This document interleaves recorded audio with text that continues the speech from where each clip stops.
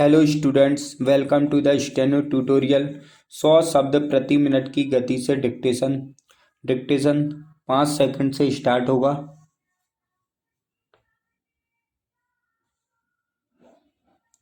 Yes, start. सभापति महोदय, इस बिल को पेश करते हुए हमारे माननीय सदस्य ने जो विचार व्यक्त किए हैं, मैं उनसे पूर्ण रूप से सहमत हूँ। माननीय मंत्री जी ने यह स्पष्ट कहा है कि सरकार ऐसा कोई कदम नहीं उठाएगी जो मजदूरों के हित में न हो। अपनी मांगों के समर्थन में मजदूरों को हड़ताल करने का पूरा अधिकार है। सरकार उनके इस अधिकार पर किसी भी प्रकार का अंकुश नहीं लगाना चाहती। उनके इस आश्वासन को देखते हुए इस बिल का औचित्य ही खत्म हो जाता है। फिर भी माननीय सदस्य ने जो बिल पेश किया है, उससे हमारे मजदूर भाइयों के मन में आशा का संचार हुआ है। मजदूरों के मन में यह शंका थी कि उनके साथ अन्याय हो रहा है।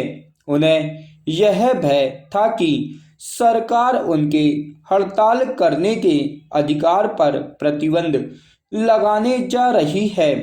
हम चाहते हैं कि सरकार ऐसी व्यवस्था करे जिससे मजदूरों को हड़ताल जैसे हथियार का सहारा न लेना पड़े। सरकार को अपना सारा कार्य योजनाबद्ध तरीके से करना चाहिए। जब भी कोई समस्या पैदा हो, उसको अविलंब सुलझाने का प्रयास करना चाहिए। यदि ऐसी व्यवस्था हो जाए तो मजदूरों को हड़ताल करने की आवश्यकता ही नहीं पड़ेगी। मजदूर अपनी मर्जी से हड़ताल नहीं करता, उसको हड़ताल करने के लिए बाध्य किया जाता है। इसका उपयोग तो वह मजबूरी में ही करता है।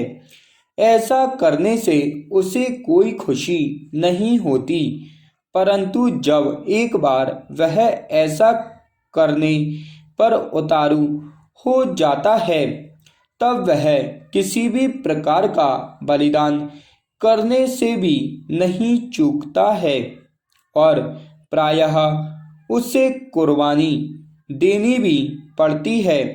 अतः हड़ताल शुरू करने से पहले उसे सावधानी पूर्वक सभी बातों पर विचार करना पड़ता है। हम चाहते हैं कि मिल मालिकों और मजदूरों के बीच सभी समस्याओं में सरकार हस्तक्षेप करे और उसका समाधान खोजे।